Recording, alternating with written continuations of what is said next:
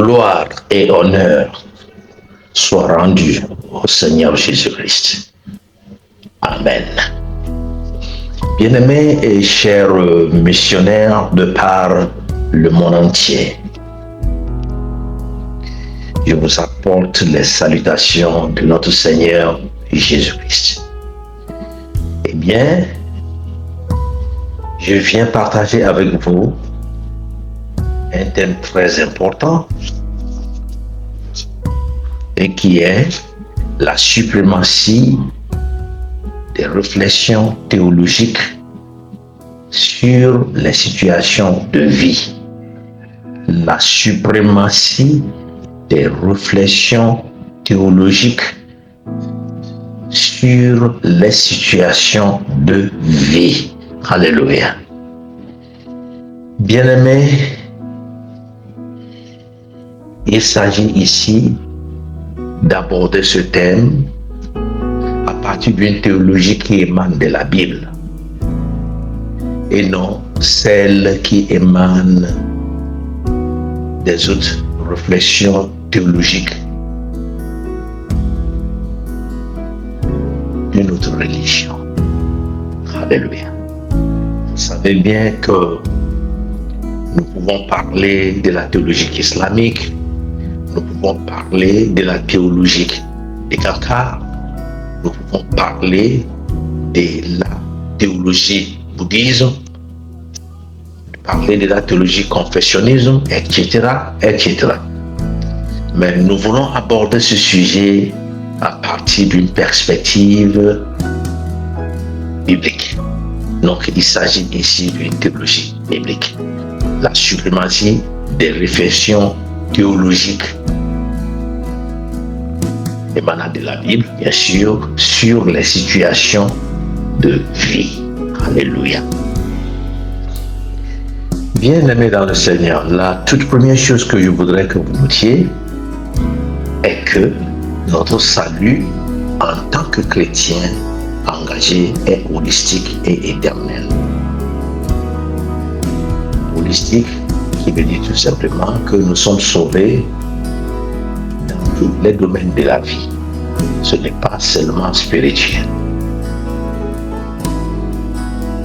Éternel parce que ce salut-là ne peut pas tomber en panne. Ce salut-là est garanti et rentre dans l'éternité avec nous. Alléluia. Praise the living Father. Amen. Dieu ne commence pas un voyage missionnaire avec quelqu'un et le lâche au milieu de la route. Non. On a dit celui qui a commencé a la capacité de continuer jusqu'à la fin. Que le nom de notre Seigneur Jésus soit loué à jamais. Amen. Eh bien, rien ne peut nous arracher de cette position sûre, celle de notre salut. Quand nous sommes sauvés, rien ne peut nous arracher de ce salut, à moins que nous ne réunions Christ nous-mêmes. C'est clair. Il est évident que si un chrétien engagé ne voit plus clair et décide d'abandonner son Seigneur, justement, il n'est plus sécurisé parce qu'il a renié l'auteur de son salut. Alléluia. Eh bien, donc ce principe ou cette doctrine biblique, c'est-à-dire la doctrine du salut, de la nature du salut dont nous parlons, est unique de son genre et ne peut être trouvé dans aucune réflexion théologique quelque part d'autre, c'est-à-dire dans notre religion. Non, vous ne pouvez pas trouver cela. L'équivalence, je ne parle du salut, on parle le monde scientifique même parle de restauration, etc. Mais je vous dis, vous savez que dans le monde Voyez, il y a des missions de sauvetage, etc., etc. Mais tout ça là ne peut pas être comparé au salut que notre Seigneur Jésus a procuré pour l'humanité pécheresse. C'est incomparable. Il est unique. Bien. Il surpasse toute autre compréhension et pensée religieuse et scientifique. Vous voyez, le fondement de notre salut, pour comprendre cela, il est très difficile de comprendre. C'est un mystère. Cela surpasse toute autre compréhension et pensée, que ce soit religieuse ou d'ordre scientifique. Praise the living Father. Hallelujah. Amen. Vous voyez, il conduit donc le chrétien engagé à une vie pratique religieuse. Pardon.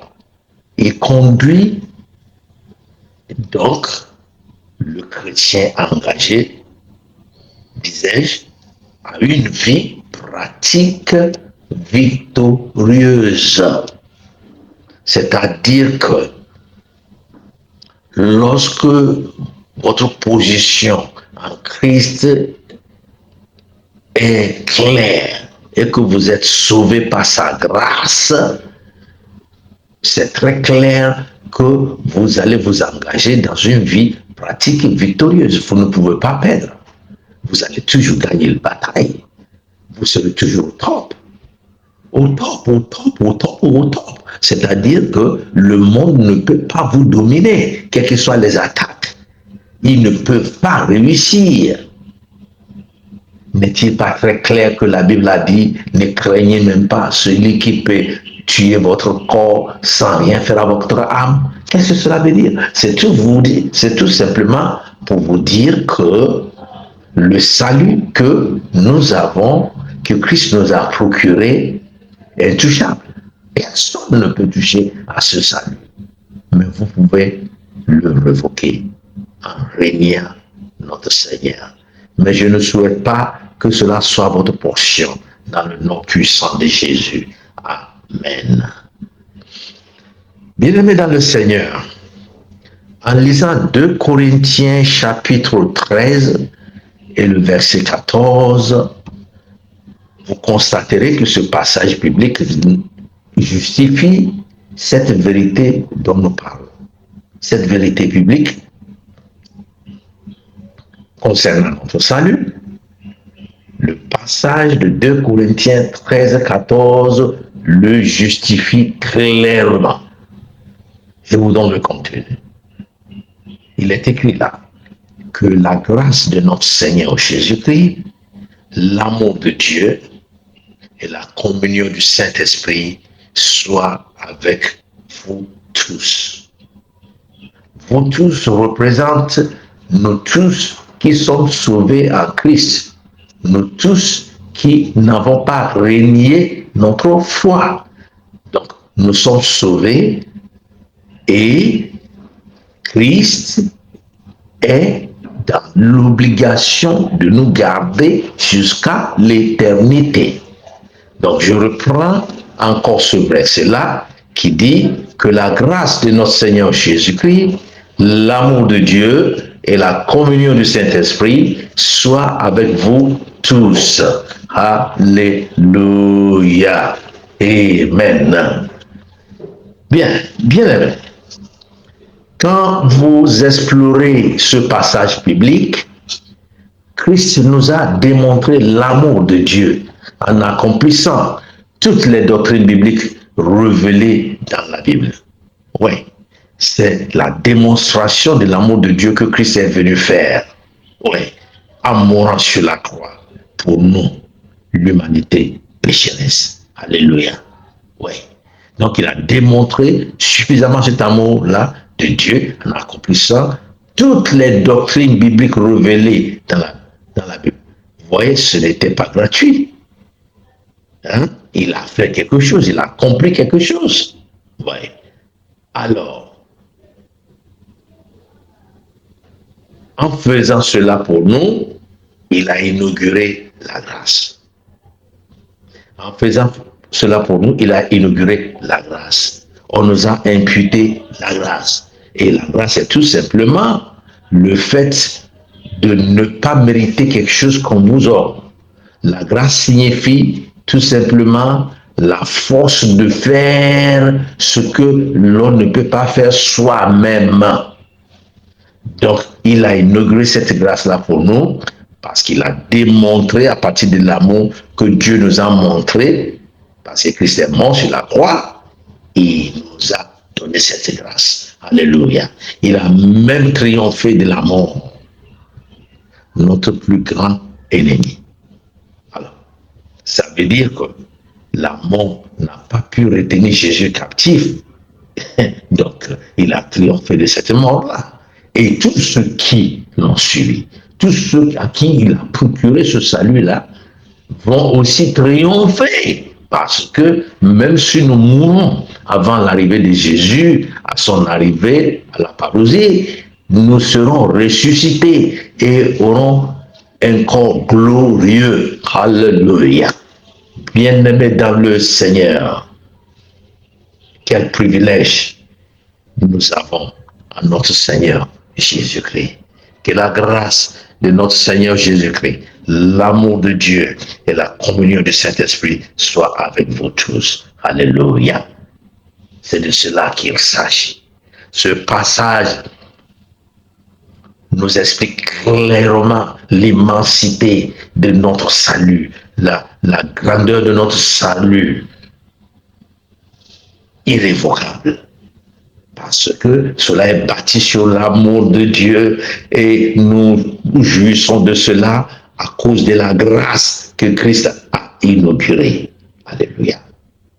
Bien-aimés, nous voulons conclure très rapidement en disant que sachons donc que la réflexion théologique des doctrines bibliques porte une puissance infaillible. Si vous avez l'habitude de faire une réflexion théologique des doctrines bibliques, vous porterez incontestablement la puissance infaillible de notre Seigneur Jésus-Christ. Oui, la puissance pour dominer, la puissance pour avoir le dessus dans toutes les situations difficiles, dans le nom puissant de Jésus. La seule mise en garde que je vous adresse, chers missionnaires, est qu'il faille bien interpréter et approprier ces doctrines bibliques dont nous parlons.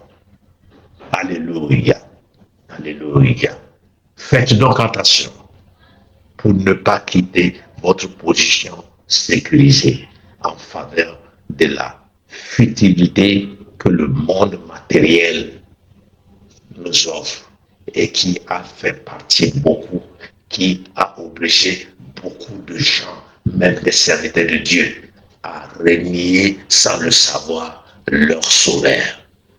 Que cela ne soit pas ta portion, car, je te le répète encore, que la grâce de notre Seigneur Jésus-Christ, l'amour de Dieu et la communion du Saint-Esprit soient avec vous tous qui m'écoutent en ce moment et qui continueront à m'écouter à tout moment, que cela soit possible pour nous. Il est vivant. Il ne nous lâchera jamais. Jésus est vivant. Il ne va jamais nous relâcher. Sois béni.